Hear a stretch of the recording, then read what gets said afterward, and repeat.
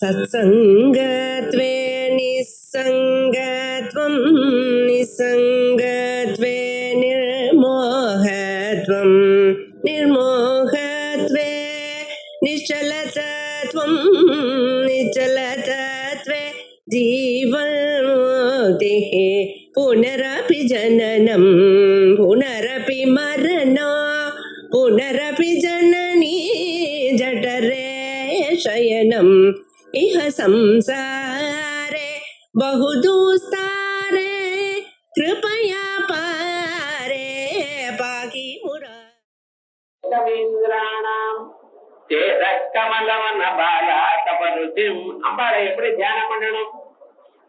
கவீந்திராணாம் கமலம், மகான்களுடைய மனசு எனக்கூடியதான தாமரை.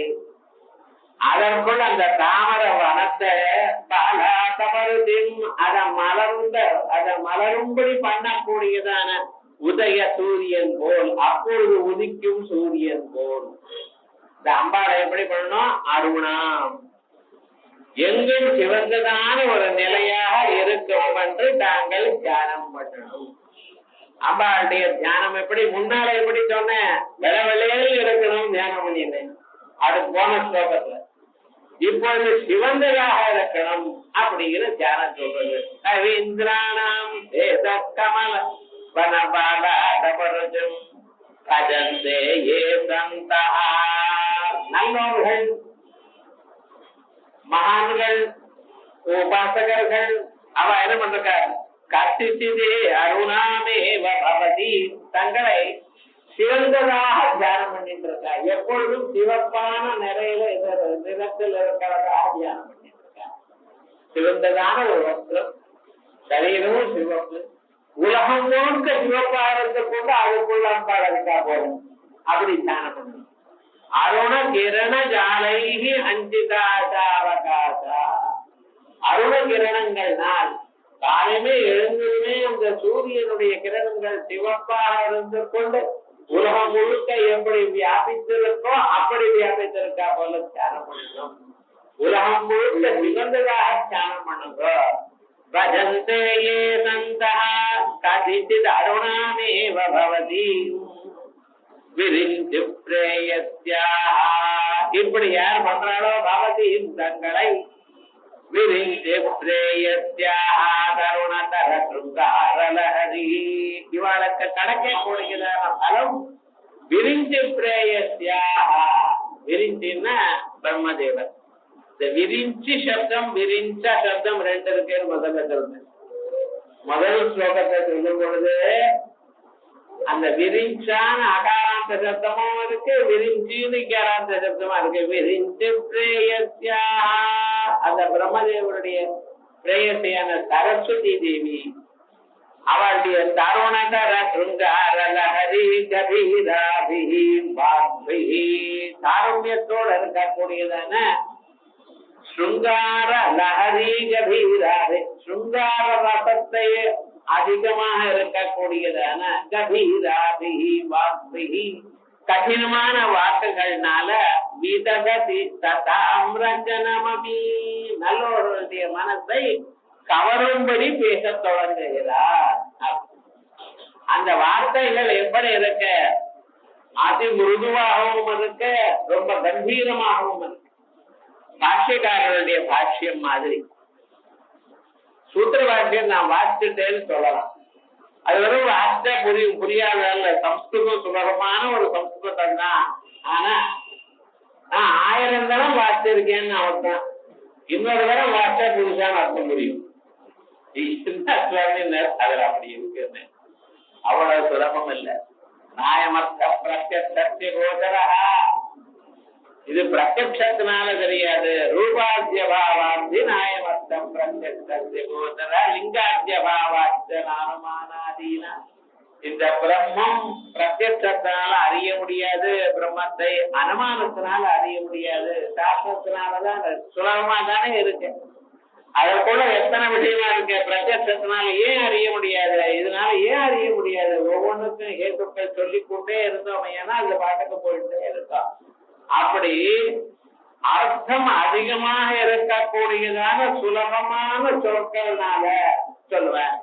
அதோட மட்டும் இல்ல, அங்க இருக்கக்கூடியதான தத்துவம் சுங்கார பிரதானமாக இருக்கும். ரசங்கள் 9 ரசங்கள், சுங்காரம், வீரம், கருணா, அப்படி பயம், இவைகள்.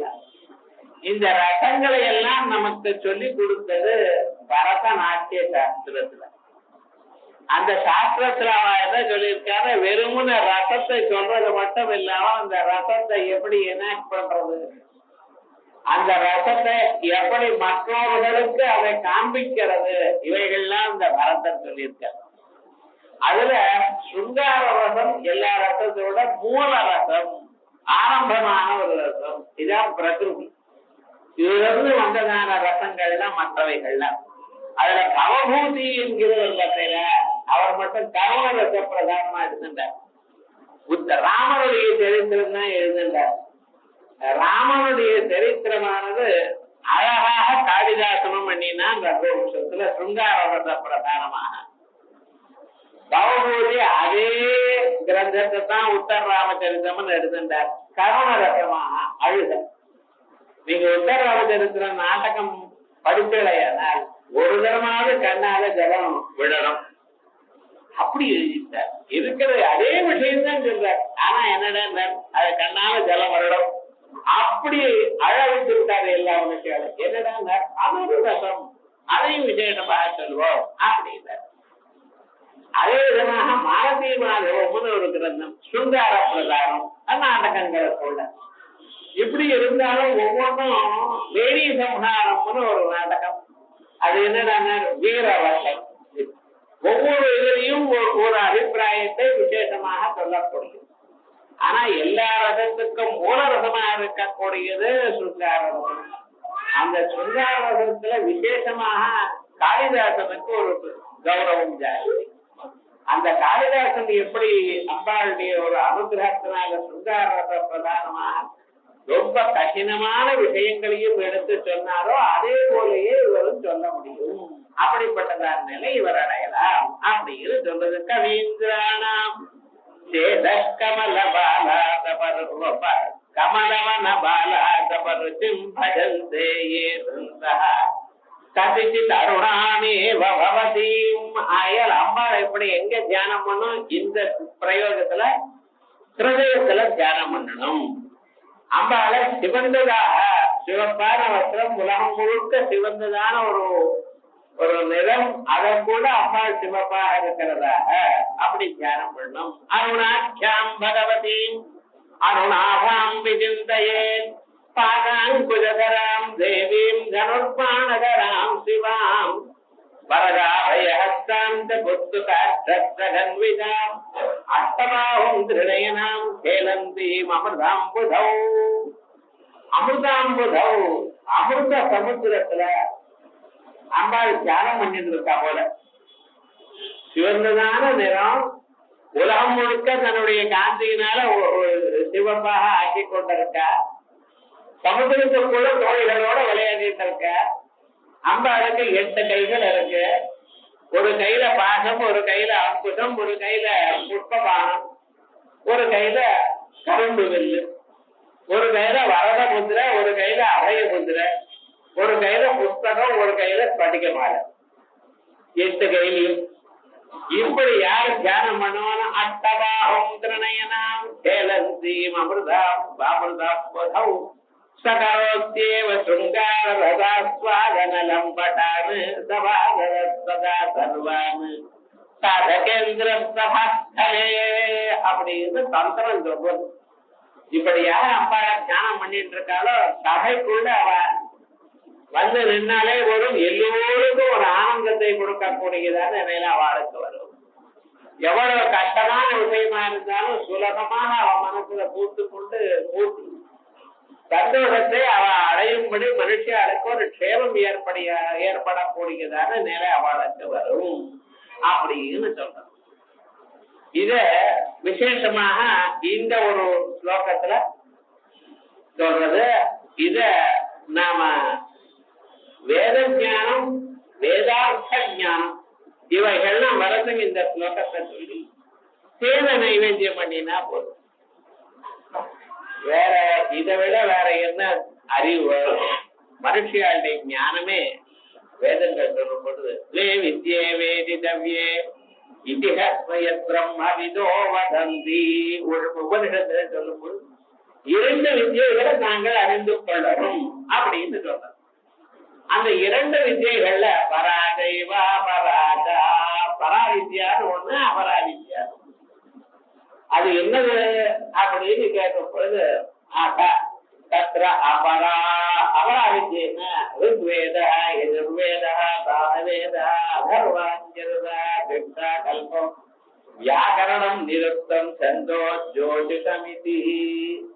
4 வேதங்களும் 6 அங்கங்களும் எல்லாம் சேர்ந்து அபராவித்யன்னு கணக்கிட்டு. சரி, அப்ப எல்லாமும் ஆயிடுச்சுன்னா அப்புறம் பராவித்யக்கு இடமே இல்லையே அப்படின்னு இங்க நினைக்கலாம். அதுக்கு மேல பராவித்யான்னு ஒண்ணு இருக்கு. என்ன?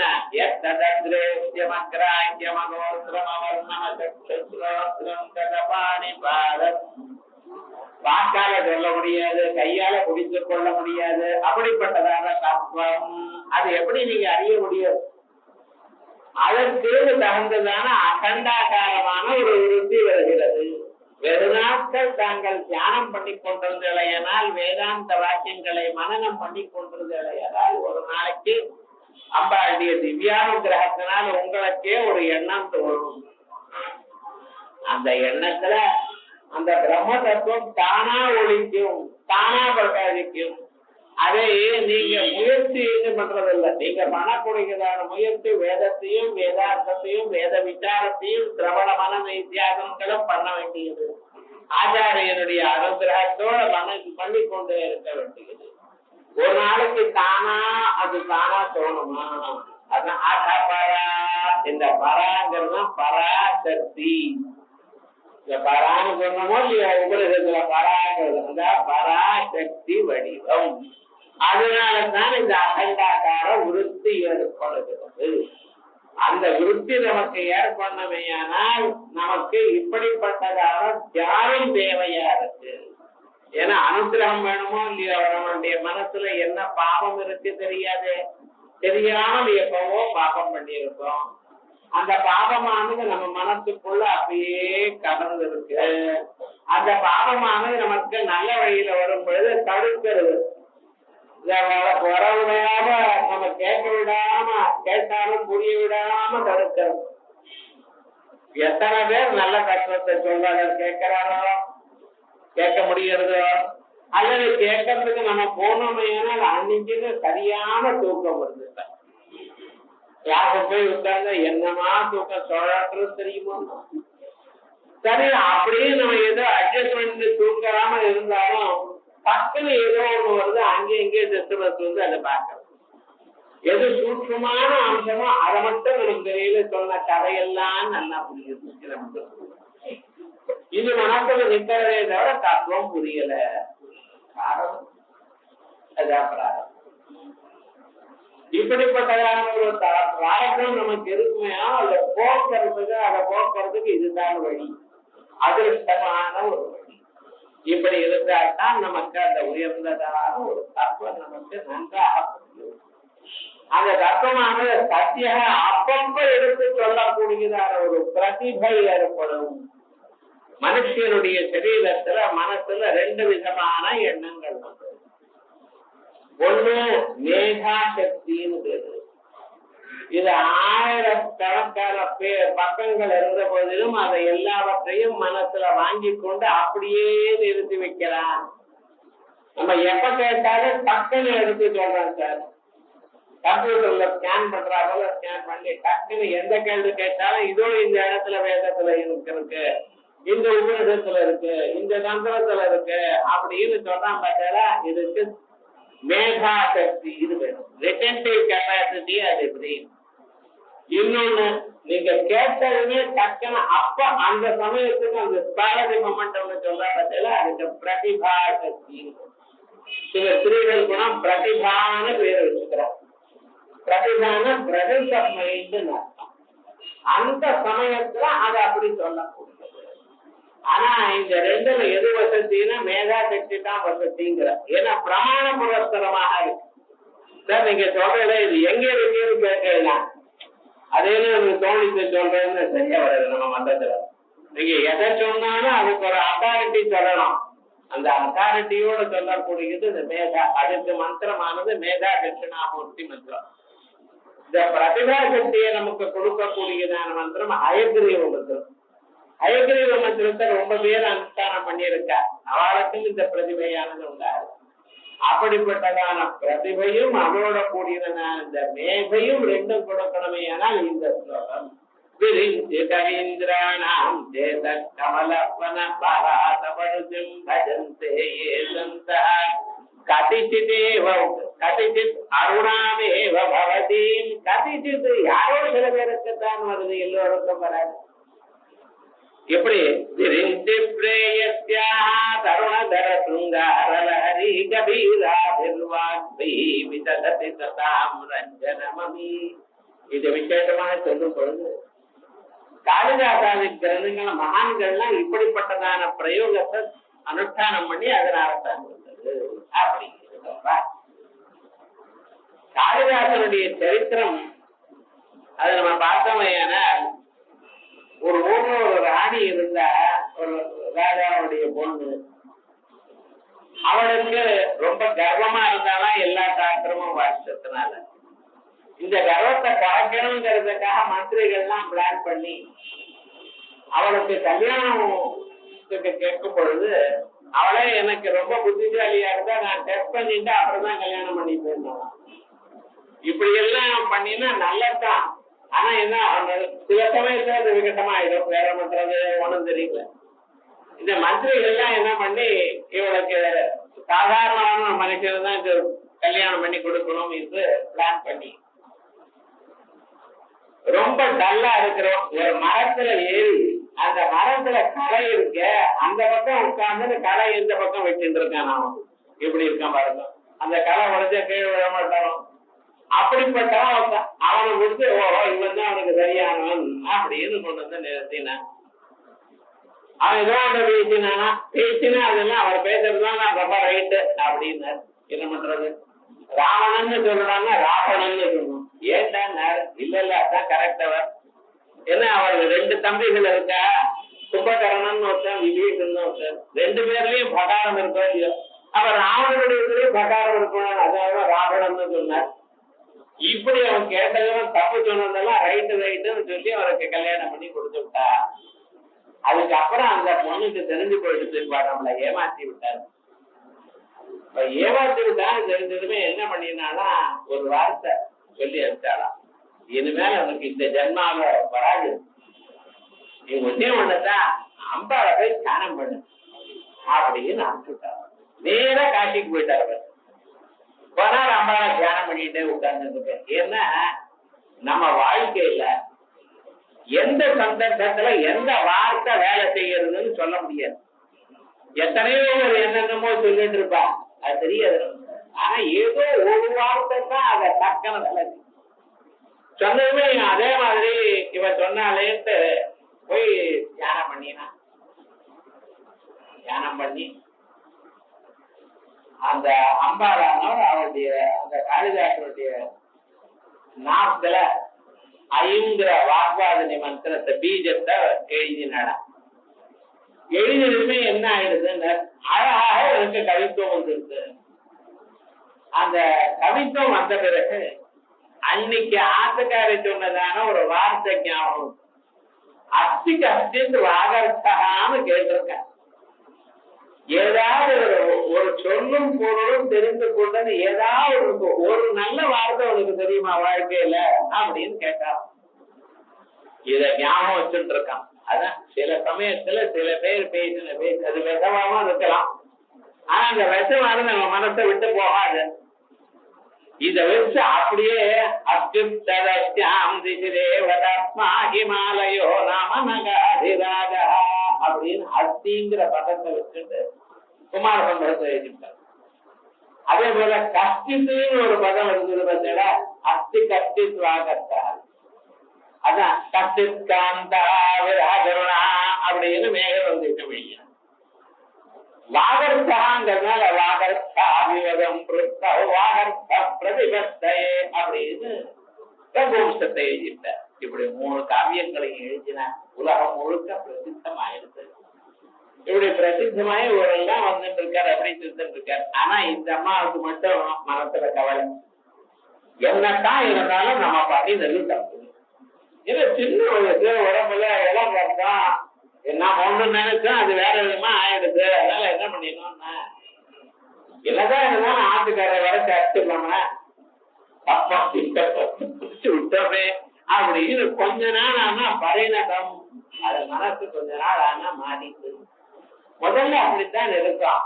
கொஞ்ச நாள் ஆனா ஓஹோ நம்ம பண்ணிருக்க ரைட்டா தப்பா அப்படின்னு யோசனை பண்ணும் பொழுது இப்படி பண்ணிருக்க வேண்டாமே அப்படின்னு மறுபடியும் அப்பாட தியானம் பண்றாங்க. அவர் எங்கேயாவது கிடைச்சது இல்லை. என்ன பண்ணினா அந்த பட்டணத்திலேயே சத்திரத்தை ஏற்பாடு பண்ணி எல்லாருக்கும் ஆகாரத்தை போடுங்க அப்படின்னு. எல்லாருக்கும் ஆகாரத்தை போடும் பொழுது அது வரைக்கும் ஏன்னா பழைய நாள்ல தீர்த்த யாத்திரை பண்ணுவா ஜனங்கள்லாம். வாழ்க்கையில ஒரு நாளாவது வந்து தீர்த்த யாத்திரை எல்லா இடத்துக்கும் ஸ்நானம் பண்ணிட்டு போகணும் அப்படின்னு. இப்படி கவிகள்லாம் வரும் பொழுது தீர்த்த யாத்திரை தருவாங்க. அப்ப நம்ம ஊருக்கு வரலாமோ இல்லையோ அப்படிங்கிற அபிப்பிராயம். இப்படி வரும் பொழுது ஒவ்வொருத்தரையும் அவ பேசிக் கொண்டிருக்கிறது கவனிச்சுட்டு இருக்கான். பேசிக் கொண்டிருக்கும் பொழுது யாராவது இது பழைய பேச்சு ஏதாவது இருக்குமே, அது என்னதான் இருந்தாலும் சிலது மாறாது வாழ்க்கையில.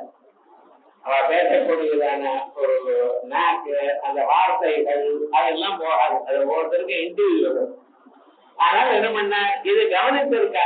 அதுலயும் ஸ்ரீநாம சிக்ஷித படத்துவம் 1000 பேர் இருந்தாலும் நம்ம நாட்டுக்காரங்க தான் கண்டுபிடிச்சிடுவாங்க. ஒண்ணு ஏமாற்ற முடியாது. அதே போல கண்ணுக்குட்டி விட்டு வரங்க, அது இருந்தாலும் சரி, 1000 கண்ணுக்குட்டி நடுவில் இருந்தாலும் சரி, அந்த அம்மா கண்ணுக்குட்டி பார்த்துமே ஓடி வந்துடும். கண்ணுக்குட்டி அம்பாரு கட்டும். நமக்கு எல்லாம் அம்பாவும் ஒன்னதான் இருக்கு. எந்த இருக்கு அதுக்கு கரெக்டா அது தெரியும்னு அதே மாதிரி குடி வச்சிருக்க. இப்படி வரும் பொழுது ரசத்தை ஒண்ணுதான் இருக்கா, ரசம் நன்னா இருக்கான்னு கேட்டாராம். அவ சாரு சாரு சமாயுக்தம் இங்கு ஜீர சமன்விதம். சாரு ரொம்ப நன்னா தான் இருக்கு. சாருன்னு ரசம்னு அர்த்தம், சாருன்னு அழகுன்னு அர்த்தம். சாரு சாரு சமாயுக்தம் இங்கு ஜீர சமன்விதம். இங்குன்னா நம்ம இது போடுறோமே, அதுல ரசத்துல போடக்கூடியது இங்கு வாங்கும், அதை போட்டுதான் போயிடாது. அதுக்கப்புறம்